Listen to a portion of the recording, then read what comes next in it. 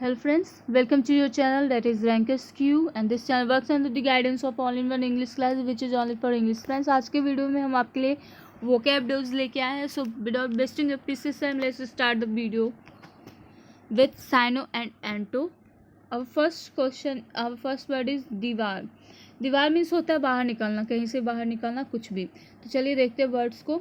दीवार का साइनो है एक्सपेल, एग्जाइल और सस्पेंड। अगर आप एग्जाम से बाहर निकाले जाते हैं तो उसे एक्सपेल कहते हैं, देश से बाहर निकाले जाते हैं तो उसे एग्जाइल करते हैं, और अगर आप किसी पोस्ट से हटा दिए जाते हैं कुछ समय के लिए तो उसे सस्पेंड करते हैं। ठीक है, आपको सस्पेंड कर दिया जाता है। अगर आप एग्जाम से निकाले जाते हैं तो उसे एक्सपेल करते हैं, देश से निकाले जाते हैं तो एग्जाइल करते हैं, और कहीं पोस्ट पर से हटाए जाते हैं तो उसे सस्पेंड करते हैं। ठीक है, तो चलिए याद कैसे कर सकते हैं दीवार को। तो पहले ट्रिक बता देते हैं। अगर आपके सामने दीवार खड़ा कर दिया जाता है तो आप रुकते नहीं वहाँ पे, आप दीवार तोड़ के, लांग के, फांद के, कुछ भी करके वहाँ पर से निकल जाते हो। ठीक है, और लॉजिकली कैसे याद कर सकते हैं, आप जानते हैं BAR, बार मतलब होता है जेल। अगर आप इस बार मतलब होता है जेल, जहाँ क्रिमिनल्स को रखा जाता है वही जेल। ठीक है, अगर आप किसी वर्ड में DED लगा देते हैं तो उसका जस्ट उल्टा निकल जाता है। जैसे ग्रेडेशन का डिग्रेडेशन, ग्रेडेशन मतलब होता है बढ़ना, डिग्रेडेशन मतलब घटना। जैसे रेल का डीरेल, रेल मतलब होता है पटरी पे, और डी रेल मतलब पटरी से उतर जाना। रेल मतलब पटरी पे रेल चल रहा है, और डी रेल हो गया मतलब पटरी पर से ट्रेन उतर गई है। वैसे ही बार मतलब होता है कैदी, कैद में रहना, और डी बार मतलब होता है कैद से छूट जाना, यानी कि कहीं से निकाल दिए जाना, निकल जाना। ठीक है, तो चलिए आज के नेक्स्ट वर्ड पे चलते हैं जो कि है इम्पासे। इम्पासे मतलब होता है रोकथाम, गतिरोधक। ठीक है, तो इम्पासे का साइनो है आपका डेडलॉक, ब्लॉकेड और बैरियर।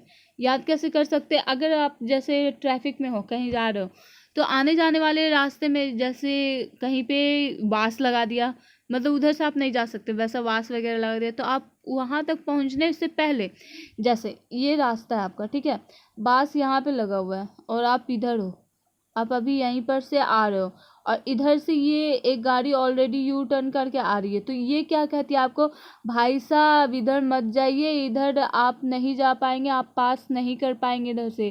क्या कहता है, ये आदमी यू टर्न लेके आता है यहाँ पे और आपको चेतावनी दे देता है कि भाई साहब इधर मत जाइए, यहाँ पर पास नहीं कर पाएंगे आप यहाँ पर से। ठीक है, hope you guys get my point. So फिर से आपको हम करवा देते हैं वर्ड। इम्पासी मतलब होता है मतलब गतिरोधक, आपको रुकावट जिससे आप कह सकते हो, जिसका साइनो क्या क्या है, डेडलॉक, ब्लॉकेड और बैरियर। इसी का एंटो क्या हो जाता है, कंटिन्यूएशन, मतलब कि कंटिन्यू करना, मतलब जारी रखना। ठीक है, चलिए आज का हमारा नेक्स्ट वर्ड है लेसेस-फेयर। लेसेस-फेयर मतलब होता है पूरी छूट, खुली आज़ादी। ठीक है, जिसका साइनो है इंडिपेंडेंट, लिबरल और फ्रीडम।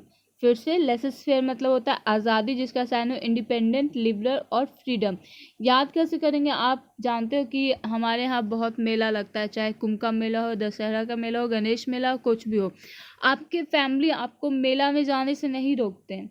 तो ये जो फेयर है, ये स्पेलिंग तो नहीं होती, लेकिन FAIR फेयर मतलब आप जानते हैं कि मेला होता है, तो आपको पूरी छूट मिलती है आपके देश में मेला घूमने का। ठीक है, चलिए नेक्स्ट पे चलते हैं जो कि है पारवेन्यू। पारवेन्यू में मीन्स होता है अभी नया नया अमीर बनना, अमीर ज़्यादा बनना, जिसका साइनो क्या क्या आपके पास आ रहा है, न्यूली रिच और स्नोविस। ठीक है, पारवेन्यू मतलब क्या होता है, नया नया अमीर बनना, जिसका साइनो है न्यूली रिच और स्नोविस। याद कैसे कर सकते हैं, PAR, पार मतलब होता है साधारण से ऊंचे स्तर का। वेन्यू को आप वेन्यू देखिए, वेन्यू क्या होता है, जो आप अपना घर का एड्रेस देते हैं उसमें वेन्यू लिखा होता है। ठीक है, एड्रेस की जगह वेन्यू लिखा होता है, तो वेन्यू मतलब क्या होता है, मान लीजिए घर होता है। ठीक है, वेन्यू मतलब घर होता है, तो आपका घर साधारण से ऊंचे स्तर का भी आपने बनवाया है। अभी पहले भी आप बनवा सकते थे, लेकिन पहले आपके पास पैसे नहीं थे। अब आप नए नए अमीर बने हो तो कैसा घर बनवा रहे हो, आप ऊंचे स्तर का, यानी कि साधारण से ऊंचे स्तर का आप अपना घर बनवा रहे हो। चलिए फिर से देख लेते हैं वर्ड पारवेन्यू। पारवेन्यू मतलब होता है नया नया अमीर बनना, जिसका साइन है न्यूली रिच और स्नोविस। चलिए आज के नेक्स्ट वर्ड पे चलते हैं जो कि है सॉब्रिक्वेट, जिसका मतलब होता है निकनेम। ठीक है, सॉब्रिकेट मतलब निकनेम, जिस निकनेम उसे कहते हैं जिसमें आपको घर में लोग आपको प्यार से, गुस्से से, टकरार से जैसे भी कह के बुलाएं उसे कहते हैं निकनेम। दोस्त तो गमीने या कुत्ते ही बोलेंगे, लेकिन घर में तो एटलीस्ट प्यार से या गुस्से से कुछ ना कुछ बुलाते होंगे, तो उसे भी निकनेम ही कहते हैं। तो जिसका साइनो क्या क्या है, सॉब्रिकेट मतलब निकनेम होता है, जिसका साइनो निकनेम, पेटनेम और एलियस। ये आपका मेन वर्ड है और ये भी एग्जाम में आ चुका है। तो चलिए फिर से देख लेते हैं हम वर्ड। सॉब्रिकेट मतलब होता है निकनेम, पेटनेम और एलियस। चलिए आगे बढ़ते हैं। जैसा कि हमने बोला है कि हम आपके लिए वोकैब डोज लेके आ रहे हैं, तो इस डोज में क्या है और आपके लिए इडियम एंड फ्रेजेस भी है। तो चलिए आज के फर्स्ट इडियम पे चलते हैं, जो कि एट वंस विट्स एंड, जिसका मतलब होता है कि पूरा कंफ्यूज्ड, मतलब आपको समझ में नहीं आ रहा कि आपको क्या करना चाहिए। अगर आपके सामने कोई कंडीशन आ जाती है तो आप पूरा परप्लेक्स्ड हो जाते हो, पूरा कंफ्यूज्ड हो जाते हो, आपको कुछ नहीं समझ में आ रहा है आपको क्या करना चाहिए और क्या नहीं करना चाहिए। याद कैसे होगा, विट्स मतलब होता है दिमाग, ठीक है। अगर आपका दिमाग इंड हो जाए यानी कि ख़त्म हो जाए तो आपको थोड़ी कुछ समझ में आएगा यार कि आपको करना क्या है क्या नहीं करना है। चलिए एग्जाम्पल पे चलते हैं। Sohan was at his wits end to find that his younger brother has taken poison। Sohan पूरा कंफ्यूज था, इसे पता ही नहीं चल रहा था कि उसका जो छोटा भाई है जहर खा लिया है, तो अब उसे क्या करना चाहिए। सोहन पूरा कंफ्यूज था इस बात पे, ठीक है। At his wits end. चलिए नेक्स्ट पे बढ़ते हैं, जो कि है एडवांस फिंगरप्रिंट्स। फिंगरप्रिंट्स मतलब कंठन्स याद रहना, मतलब पूरा तुरंत ऐसे उंगली पे। चलिए याद कैसे करेंगे। बचपन में आप जानते होंगे कि अगर आपको काउंटिंग करने कहता था तो आप फिंगर पे करते थे ना। अभी भी कभी कभी जोड़ने का रहता है, 5 4 9, 5 जोड़ के 1 2 3 4 जोड़ लेते, 5 4 9 फिंगर पे जोड़ लेते हैं, ठीक है। तो फिंगर पे कैसे जोड़ लेते, क्योंकि आपको याद है यार, वो कंठन्स याद है आपको काउंटिंग, इसलिए आप फिंगर टिप्स पे ही जोड़ लेते हो। तो चलिए जिसका फिर से अब आप यहाँ पे एग्जांपल देख लीजिए। All the rules of synthesis are at his finger tips, मतलब सिंथेसिस का जितने भी नियम है वो उसे कंठन्स याद है। फिर से देख लेते हैं। एडवांस फिंगरप्रिंट्स मतलब होता है कंप्लीट नॉलेज, यानी कि पूरा कंठस्थ याद रहना, पूरा उसके बारे में नॉलेज होना। चलिए आज के नेक्स्ट इडियम पे बढ़ते हैं। उससे पहले आपको बता दें कि रैंकर्स क्यू के बारे में। रैंकर्स क्यू है जो आपको प्रीवियस ईयर के सारे क्वेश्चन से डील करवाता है, और specially maths, English and GK GS, ठीक है। This channel works under the guidance of all in one English classes, ये भी ध्यान में रखिएगा। और एक बात फ्रेंड्स, अब जितना आप वो इंग्लिश वोकैब को लाइक करते हैं उतना ही मैथ्स और जीके जीएस को भी लाइक करें, क्योंकि एग्ज़ाम के व्यू से मैथ्स और जीके जीएस भी बहुत इंपॉर्टेंट रखते हैं। आई नो आप में से कुछ स्टेनोग्राफर होंगे जिन्हें मैथ्स की ज़रूरत नहीं होती, लेकिन यार आने वाले एग्जाम्स जैसे एलडीसी, एमटीएस में ही सही बैठते तो ज़रूर होंगे, तो उसके व्यू से ही अगर आप एक बार वीडियो देख लेते तो कोई प्रॉब्लम नहीं होती है, आपका टाइम वेस्ट नहीं होगा। इसमें ट्रिकली बताया जाता है मैथ्स में, ताकि आप आने वाले एग्ज़ाम में अच्छे से मैथ्स को डील कर सकें। एक बात और, अगर आपको ट्रिक से समझ में नहीं आता तो आप कमेंट कीजिए, आपको एक्सप्लेन भी कर दिया जाएगा उस मैथ्स को। और जीके जीएस की बात रही तो हम लोग कलेक्शन करके लाते हैं यार जीके जीएस आपके लिए, कि प्रीवियस ईयर में जो भी क्वेश्चंस है ताकि आपके सामने रखे, आपसे डील करवाएं वो, ताकि आने वाले एग्जाम्स में आप ध्यान दें कि ऐसे क्वेश्चंस आते हैं। और एक बात फ्रेंड, जीके जीएस में जो क्वेश्चन आते हैं उसमें से 30 to 50% क्वेश्चन जो होते हैं वो प्रीवियस ईयर के रहते हैं, तो ये भी बहुत इंपॉर्टेंट है आपके लिए। तो जाइए जीके जीएस को भी इंजॉय कीजिए, ठीक है। आगे बढ़ते हैं। तो आज का हमारा अगला इडियम है जो कि at the spur of the moment, जिसका मतलब होता है तुरंत, मतलब बिना सोचे, सोचना समझना है लेकिन एकदम तुरंत, ऐसे चुटकियों में आपसे कोई क्वेश्चन का एकदम तुरंत आपने आंसर दे दिया, तो वही हुआ, यानी कि on the spot. Without delay मतलब बिना देर किए, ऑन द स्पॉट तुरंत कर देना। चलिए आपको देखते हैं एग्जाम्पल, जो कि इन एन इंटरव्यू भी must reply at the spur of the moment, मतलब अगर आप इंटरव्यू के लिए गए हैं तो अगर इंटरव्यूअर आपसे क्वेश्चन कर रहा है तो आपको तुरंत रिप्लाई करना चाहिए on the spur of the moment. इसका मतलब ये हुआ। चलिए नेक्स्ट इडियम पे बढ़ते हैं, जो कि है एप्पल पाई ऑर्डर, जिसका मतलब होता है सुव्यवस्थित, यानी कि इन परफेक्ट ऑर्डर। चलिए एग्जाम्पल देख लेते हैं। On the eve of inspection everything was kept in apple pie order, मतलब कि जिस शाम इंस्पेक्शन होना था, मतलब जांच पड़ताल होना था जिस शाम, तो उस शाम क्या था, जितने भी चीज़ें थे सब एप्पल पाई ऑर्डर में अरेंज थे, मतलब कि फुल्ली अरेंज थे, पूरा सुव्यवस्थित थे। उससे पहले तितर बितर थे, अस्त व्यस्त थे, लेकिन जब जांच पड़ताल होने लगी तो पूरा सरिया के रखा गया। चलिए हमारा नेक्स्ट है एवर बोर्ड। एवर बोर्ड मतलब होता है पूरा ऑनेस्ट, पूरा स्पष्ट, क्लियर, मतलब आपसे कुछ छुपाएगा नहीं, पूरा ऑनेस्टी दिखाएगा। तो इसका देख लेते हैं। इसका एग्जाम्पल है he is known for his ever board conduct, मतलब वो अपने ईमानदारी बरतता है, जो उसका व्यवहार है ईमानदारी व्यवहार के लिए वो जाना जाता है सब में। ठीक है, अब याद कैसे करेंगे आप?